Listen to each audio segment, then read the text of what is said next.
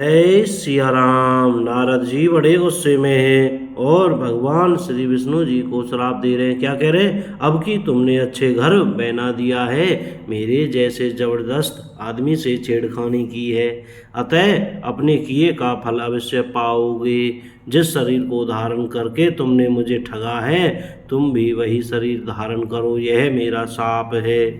तुमने हमारा रूप बंदर का सा बना दिया था, इससे बंदर ही तुम्हारी सहायता करेंगे। मैं जिस स्त्री को चाहता था उससे मेरा वियोग कराकर तुमने मेरा बड़ा अहित किया है, इससे तुम भी स्त्री के वियोग में दुखी होंगे।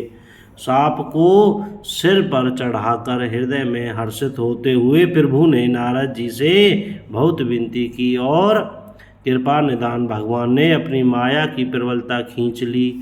जब भगवान ने अपनी माया को हटा लिया तब वहाँ न लक्ष्मी ही रह गईं न राजकुमारी ही। तब मुनि ने अत्यंत भयभीत होकर श्री हरि के चरण पकड़ लिए और कहा, हे शरणागत के दुखों को हरने वाले, मेरी रक्षा कीजिए। हे कृपालु, मेरा शाप मिथ्या हो जाए। तब दीनों पर दया करने वाले भगवान ने कहा कि यह सब मेरी ही इच्छा से हुआ है। मुनि ने कहा, मैंने आपको अनेक खोटे वचन कहे हैं, मेरा पाप कैसे मिटेंगे? भगवान ने कहा, जाकर शंकर जी के सतनाम का जप करो, इसके हृदय में तुरंत शांति होगी। शिव जी के समान मुझे कोई प्रिय नहीं है, इस विश्वास को भूलकर भी न छोड़ना। हे मुनि, पुरारी शिव जी जिस पर कृपा नहीं करते वह मेरी भक्ति नहीं पाता।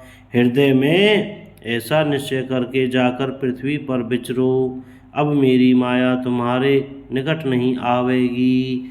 बोलो जय श्री राम।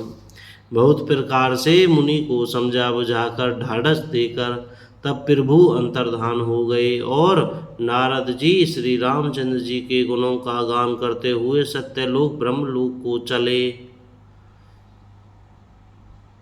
शिव जी के गणों ने जब मुनि को मोह रहित और मन में बहुत प्रसन्न होकर मार्ग में जाते हुए देखा, तब वे अत्यंत भयभीत होकर नारद जी के पास आए और उनके चरण पकड़कर दीन वचन बोले, हे मुनिराज, हम ब्राह्मण नहीं हैं, शिव जी के गण हैं। हमने बड़ा अपराध किया जिसका फल हमने पा लिया। हे कृपालु, आप शाप दूर करने की कृपा कीजिए। दीनों पर दया करने वाले नारद जी ने कहा, तुम दोनों जाकर राक्षस हो, तुम्हें महान ऐश्वर्य, तेज और बल की प्राप्ति हो। तुम अपनी भुजाओं के बल से जब सारे विश्व को जीत लोगे तब भगवान विष्णु मनुष्य का शरीर धारण करेंगे। युद्ध में श्री हरि के साथ तुम्हारी मृत्यु होगी, जिससे तुम मुक्त हो जाओगे और फिर संसार में जन्म नहीं लोगे। वे दोनों मुनि के चरणों में सिर नवाकर चले और समय पाकर राक्षस हुए। देवताओं को प्रसन्न करने वाले, सज्जनों को सुख देने वाले और पृथ्वी का भार हरण करने वाले भगवान ने एक कल्प में इसी कारण मनुष्य का अवतार लिया था।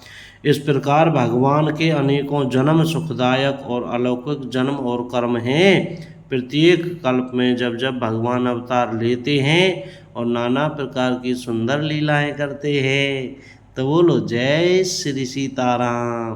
कोई गलती हो गई हो तो क्षमा करें। जय सिया राम।